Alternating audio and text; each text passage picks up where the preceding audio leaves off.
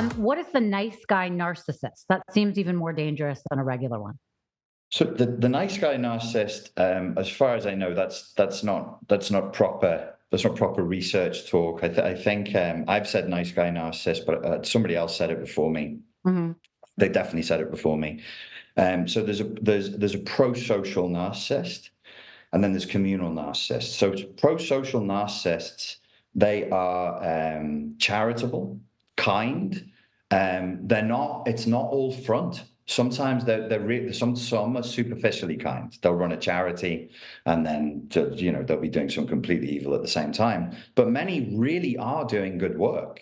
And there Mhm. are historical figures that you can point to who really had a good impact in the world, but they were doing it for narcissistic supply. So their ability to build significance and to have an audience and to have adulation comes from their good deeds. So they genuinely do good deeds to get that narcissistic supply, which is adjacent, or not adjacent, but vectors in on the Venn diagram with communal narcissism, where they build communities to get their narcissistic supply. And in both cases, they can be very kind, very pro-social, and really do good, but they're getting their trauma-based personality disordered needs met. Mhm. Mhm. Um, okay, we talked about this a little bit at the beginning, but what is the actual difference between a narcissist or somebody with those traits and someone who is just selfish or an asshole? And does it really matter that there's a difference? I mean, again, like we said, so many people going around labeling others as a narcissist, either to be hurtful or because it helps them sort of label what's going on with that other person that they can't deal with.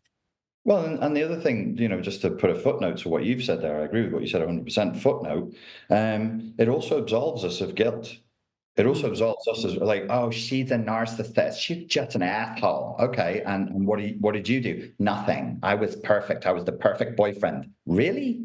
I don't need to go to therapy. I don't need to explore my shadow. I don't need to look at the fact that whatever, like we're human, we're fallible.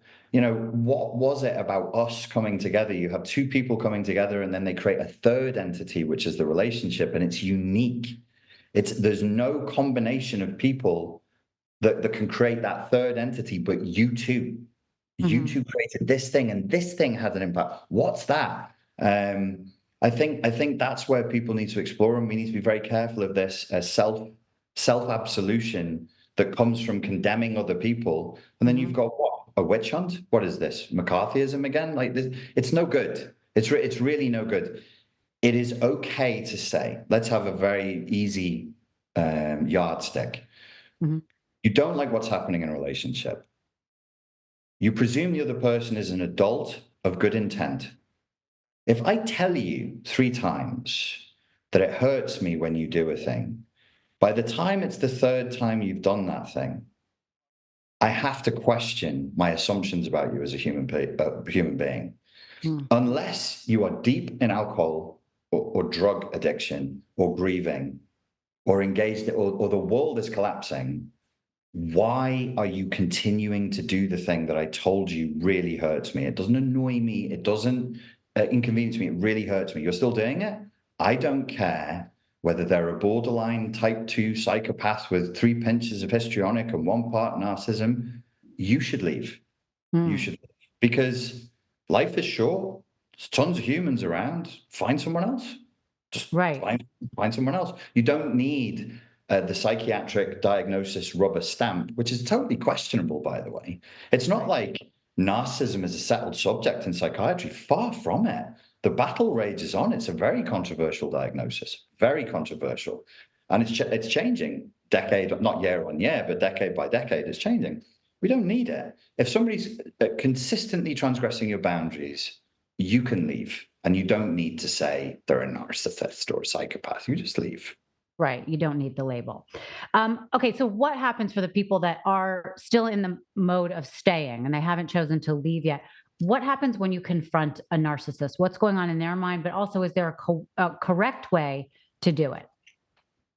I have no idea why anybody would want to confront somebody with narcissistic personality disorder.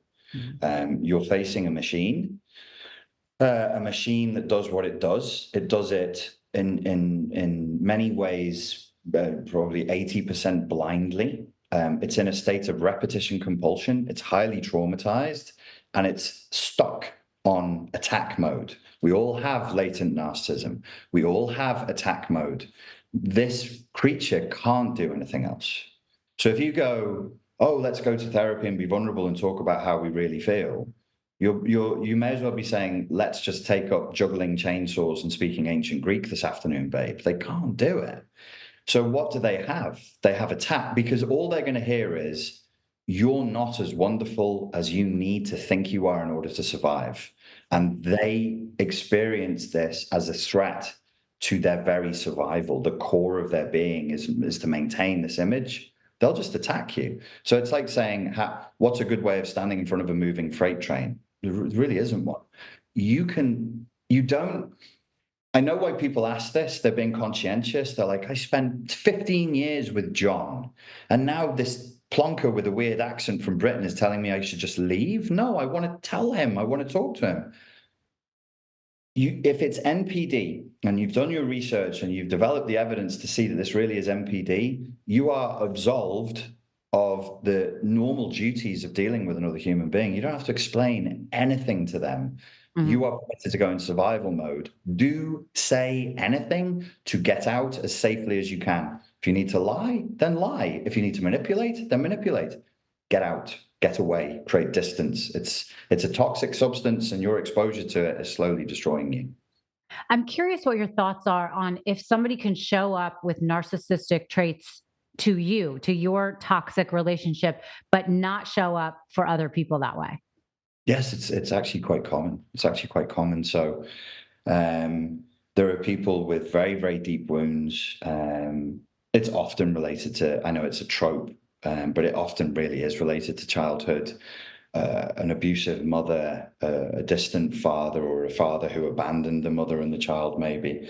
And so these are primary attachments. This is how the entity that we are, that human beings are, learns how to attach and to love. And if that's damaged, then you could be looking at somebody who is fairly functional at work, fairly functional with their friends. They go and play sport, and they have their sort of, there's a few bumps. There's usually interpersonal turbulence, because they don't interpret human behavior very well, and they can respond but generally speaking, they're okay. And then they're just a monster inside of the relationship. Mm-hmm. Yes, that can happen for sure. And do you think that could be because you trigger something within them? So it's not with every relationship, it's just this blending of two people, or it would always show up in every relationship because a relationship is so triggering? Something like that is happening. I should just say, if it's NPD, they're being NPD all the time. Yeah. But right. They're pulling it off. They're pulling off the front when they're not invested. But something about the investment in the relationship, as you just said correctly, is a trigger.